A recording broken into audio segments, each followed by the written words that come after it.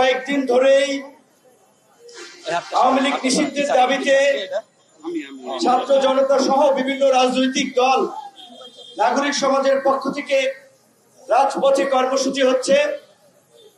তারই ধারাবাহিকতায় আমরা আজকে এই বিক্ষোভ মিছিল কর্মসূচি আমরা পরিষ্কারভাবেই বলেছিলাম যে 5ই আগস্টের পর থেকে আমরা বারবার বলেছিলাম পৃথিবীর কোন দেশে গণ অভ্যুত্থান পরবর্তী কিংবা বিপ্লব পরবর্তী ফ্যাসিস্ট শক্তিকে রাজনীতি করতে দেওয়া হয় না। পরাজিতদের স্থান বিজয়ীদের রাজনীতিতে হয় না। এই ফ্যাসিস্ট আওয়ামী লীগ যারা গত 16 বছরে এই দেশের মানুষের উপরে অত্যাচার, নির্যাতন, গুম, খুন, হত্যাযজ্ঞ চালিয়েছে, দেশের টাকা বাইরে পাচার করে দেশের অর্থনীতিকে ফোকলা করেছে এবং সর্বশেষ এই জুলাই আগস্টের গণ অভ্যুত্থানে